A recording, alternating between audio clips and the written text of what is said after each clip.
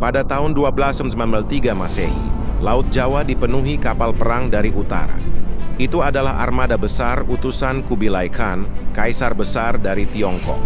Mereka datang dengan satu misi, membalas penghinaan Raja Kertanegara dari Kerajaan Singhasari yang pernah menolak tunduk dan bahkan melukai wajah utusan Mongol.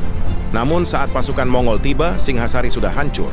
Raja Kertanegara tewas dibunuh oleh bawahannya sendiri, Jayakatwang.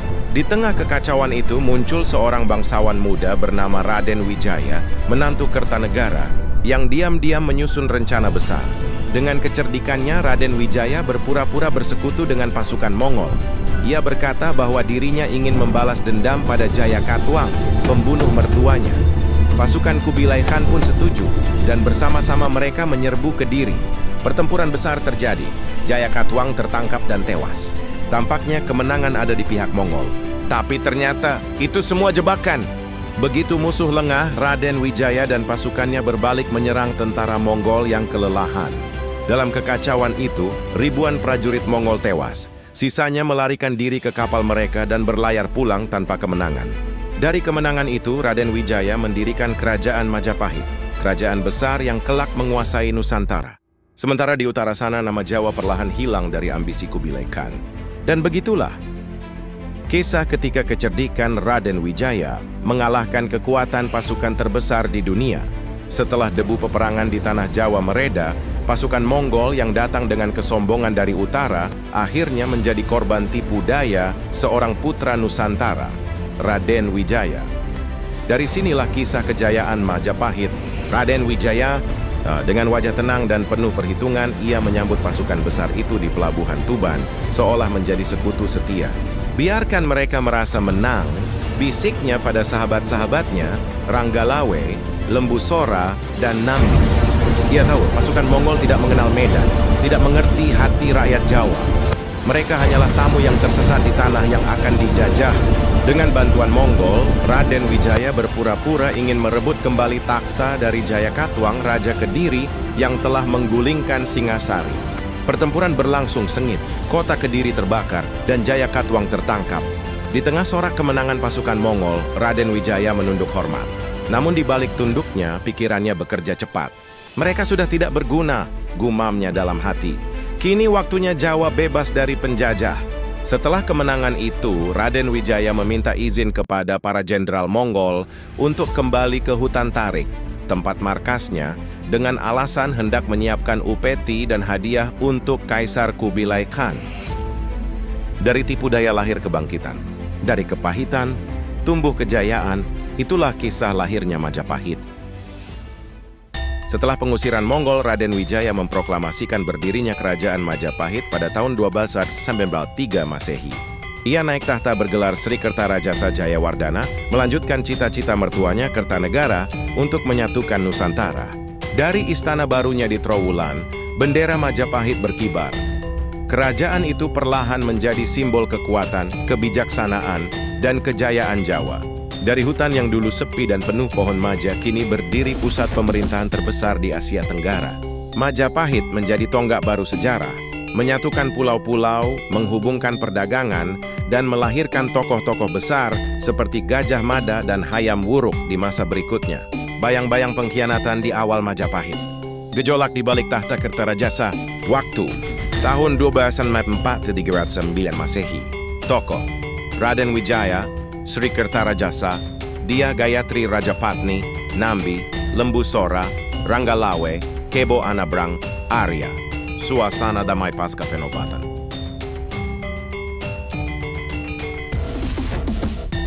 Tahun-tahun awal setelah berdirinya Majapahit tampak tenang.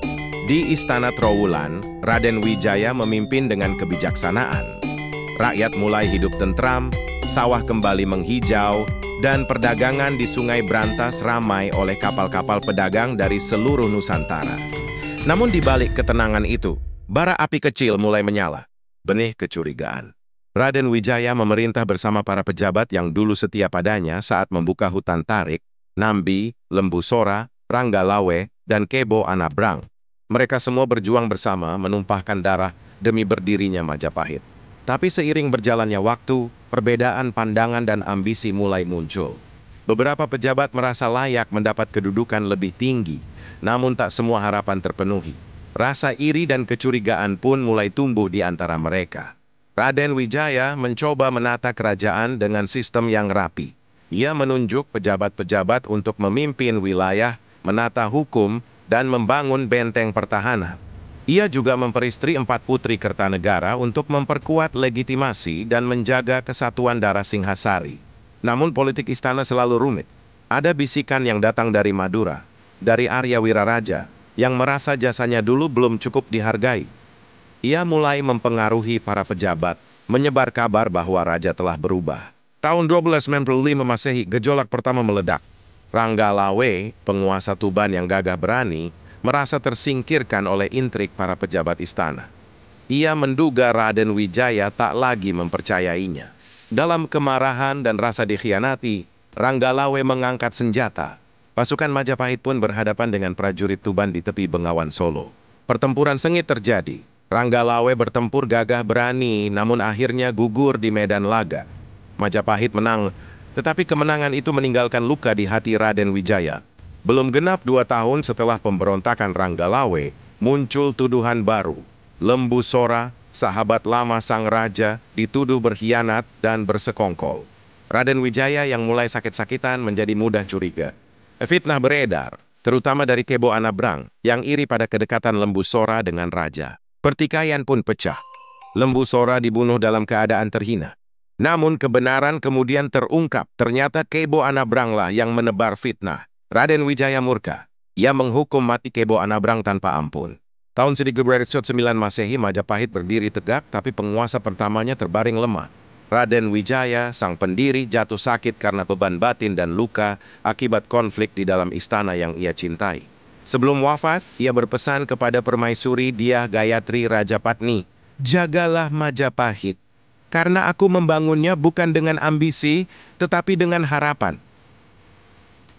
Setelah kepergiannya, tahta Majapahit diteruskan oleh putranya Jayanegara, sementara sang ibu menjadi pelindung kerajaan dari balik layar. Dalam napas terakhirnya, ia menatap bendera kerajaan yang berkibar pelan. "Majapahit harus tetap berdiri, lebih besar dari Singhasari, lebih besar dari aku," ucapnya lirih sebelum wafat. Sepeninggal Raden Wijaya, takhta Majapahit diserahkan kepada putranya Jayanegara. Ia masih muda, belum banyak pengalaman memimpin kerajaan sebesar Majapahit. Namun darah bangsawan Singhasari mengalir di nadinya. Anak dari Raden Wijaya dan Putri Kertanagara, Jayanegara naik takhta dengan gelar Sri Maharaja di Raja Sri Jayanegara, memimpin di kerajaan yang baru saja tumbuh, tapi sudah mulai menunjukkan kekuatannya di seluruh Jawa Timur. Namun masa pemerintahannya tak seindah masa ayahnya. Di dalam istana muncul banyak perpecahan. Para pejabat yang dulu setia kepada Raden Wijaya mulai saling curiga, berebut pengaruh, berebut tahta. Salah satu peristiwa paling kelam terjadi ketika Jayanegara hampir terbunuh oleh pemberontakan dari orang kepercayaannya sendiri, Rakuti. Istana terbakar, prajurit panik, dan Jayanegara terpaksa melarikan diri. Dalam pelarian itulah, seorang prajurit gagah bernama Gajah Mada, seorang bayangkara muda, tampil membela rajanya. Dengan cerdik dan keberaniannya, ia berhasil menumpas pemberontakan Rakuti. Nama Gajah Mada pun mulai dikenal di seluruh Majapahit. Tapi bayangan gelap masih mengintai istana. Jayanegara tumbuh menjadi raja yang penuh kecurigaan. Ia tidak mempercayai siapapun, bahkan para panglimanya. Namun takdir tetap berjalan. Tahun 1328, Jayanegara tewas secara tragis di tangan tabibnya sendiri. Ia tak punya keturunan. Kekosongan kekuasaan membuat istana kembali berguncang.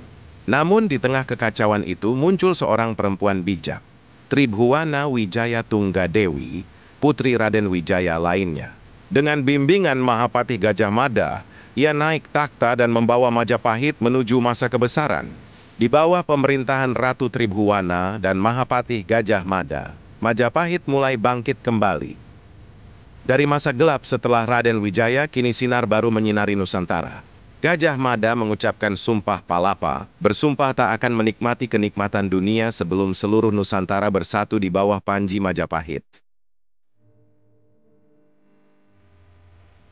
Dari sanalah, benih kejayaan yang dirintis oleh Raden Wijaya tumbuh menjadi kekaisaran terbesar di Asia Tenggara.